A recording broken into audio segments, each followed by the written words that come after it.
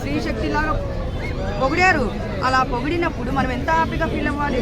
సరే అదొక్క మాట అన్నందుకు మనం కూడా ఫైర్ అయ్యాము, కాదనట్లేదు.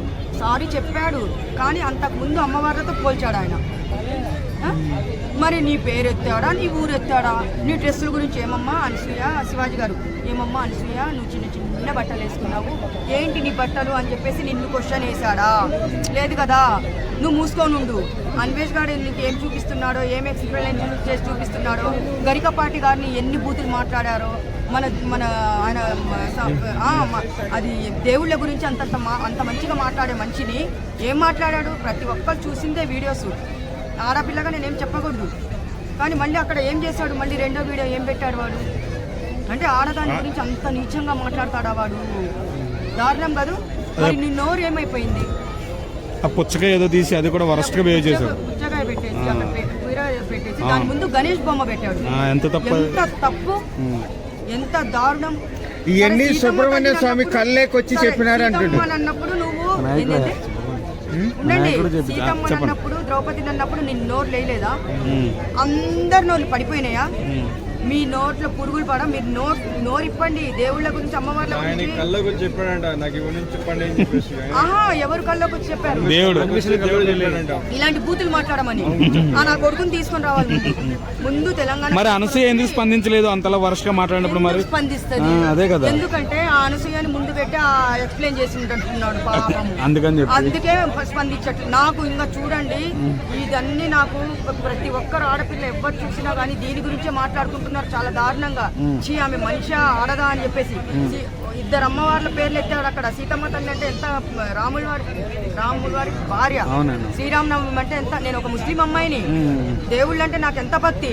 మరి నేను ఇంత గొంతు చించుకుంటున్నా, నీ సిగ్గు లేదు అంటే పై భక్తులా? మీరందరూ దేవుళ్ళ గురించి మీరు వెళ్ళారమ్మా. ఎందుకంటే దేవుళ్ళు అంటే ఎవ్వరికి ఇష్టం లేదు. వాడు వినాయకుడి మీద కొట్టేశాడు, సుబ్రహ్మణ్యం స్వామి పేరు వాడుకున్నాడు. మళ్ళీ ఇప్పుడు శివయ్య వస్తాడు, పార్వతీదేవి, వీళ్ళందరూ వస్తారు కంటిన్యూగా. టోటల్ ఫ్యామిలీ వస్తుంది. తర్వాత వెంకటేశ్వర స్వామి వస్తాడు, ఆంజనేయ స్వామిది మొన్న ఏమో బత్తాయిలు చూపించాడంట, ఆరెంజ్ బట్టలు వేసుకుంటారు అని చెప్పేసి దానికి కూడా ఒక ఫ్రూట్స్ పెట్టాడు. సో ఎందుకు పోలీసులు స్పందించలేదు ఫాస్ట్ గా? అంతలా తప్పు జరుగుతుంది.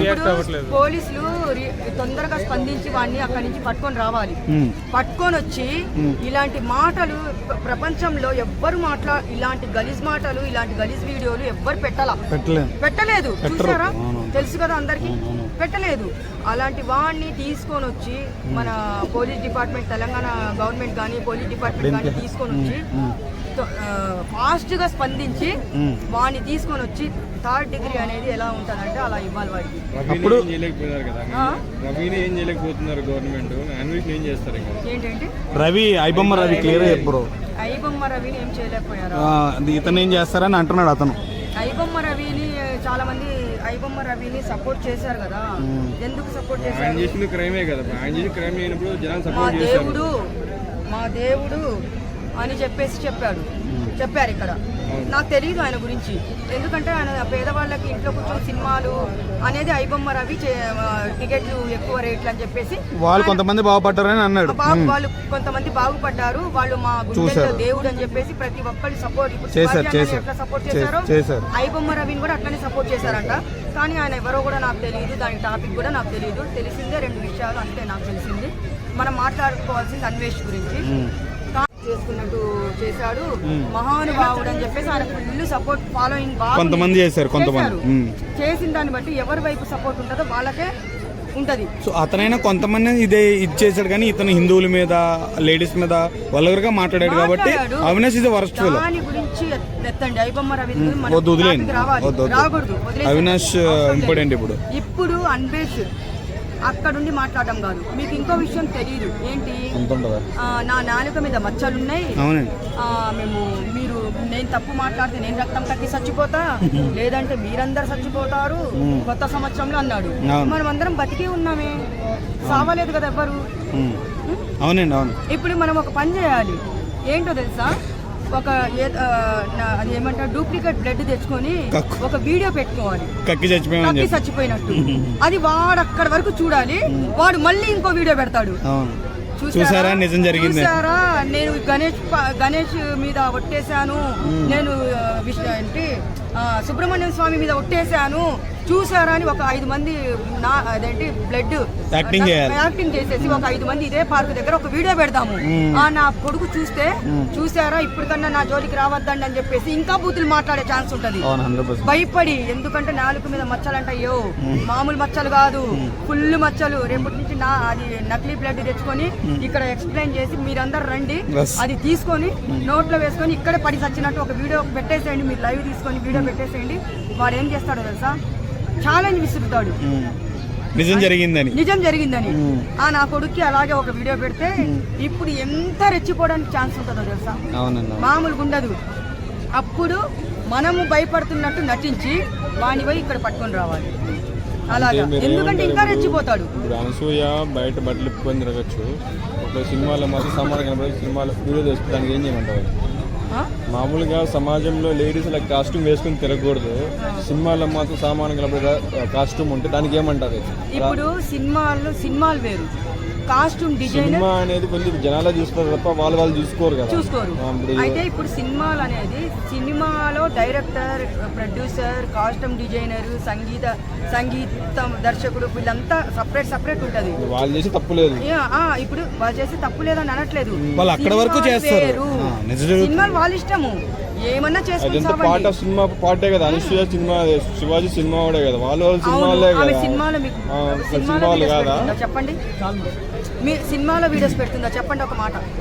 ఇష్యూ స్టార్ట్ అయ్యేది అక్కడ సినిమా వాళ్ళ గురించి. Shivaji cinema person, Anasuya cinema person కదా.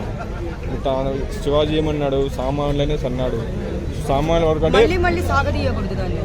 అదే ఇప్పుడు ఏదైతే ఇష్యూ అనేది బయట వరకు మాత్రం మాట్లాడుతున్నాం, సినిమాల్లో కూడా అలాంటి కంటెంట్ ఉండకూడదు కదా అని అంటున్నాం. అలాంటి సినిమాలు వస్తే దానికి ఏం చేయాలి, సమాజం చెడిపోతుంది. ఇప్పుడు శివాజీ అనేది మాత్రం చెడిపోదు కదా.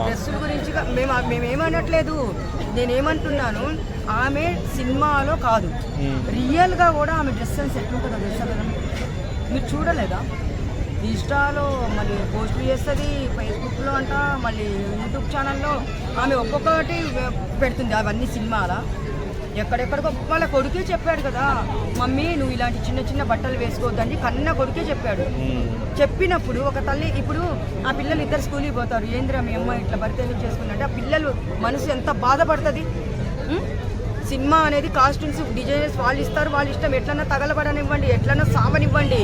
కానీ ఈమె చూసే సినిమాలో కాదు, రియల్గానే ఇంకా చండాలంగా వేస్తుంది. సినిమాలో అన్న కొంచెము చీరలో లంగావోణిలో ఏదో కనిపిస్తుంది, మరి ఆమె రియల్ వేసే బట్టలు ఎలా ఉన్నాయంటే చాలా దరిద్రంగా ఉన్నాయి, చాలా దారుణంగా ఉన్నాయి. నేను చెప్పేది చాలా దారుణంగా ఉన్నాయి. సినిమా వేరు, జీవితం వేరు. అలాంటిది నువ్వు అక్కడ ఒక సీతమ్మ తల్లిని అన్నప్పుడు నువ్వు నోరిప్పలేదే. శివాజీ అంటే అంత పౌరుషం పుట్టుకొచ్చిందే, ఏమి నీకు దేవుడు అంటే భక్తి లేదా, నీకు అమ్మవారు అంటే భక్తి లేదా?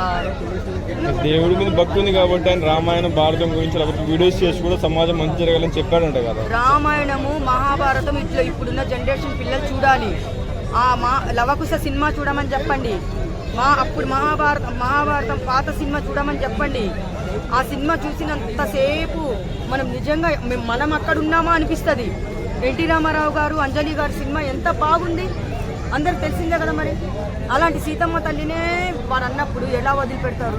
బెట్టింగ్ యాప్స్ కూడా ఎవరికి ప్రమోడే జనాల్ని మంచి చేయడం కోసం అన్ని వీడియోస్ చూసిన వ్యక్తి సడన్ గా ఇలాంటి మాటలు అన్నాడంటే కదా, దీని వెనకాల ఉండి నడిపిస్తున్నారనే సార్, లేకపోతే టార్గెట్ చేస్తున్నారనే సార్? అంటే ఇప్పుడు నడిపిస్తున్నామని, టార్గెట్ చేస్తున్నామని మనం చూడలేదు కాబట్టి మనము చెప్పలేము. ఎందుకంటే వాడి వెనకాల ఎవరున్నారో కూడా మనం చెప్పలేము. ఉంటే ఓకే మాట్లాడుకుందాం దాని గురించి. ఇలా మాట్లాడమన్నారా?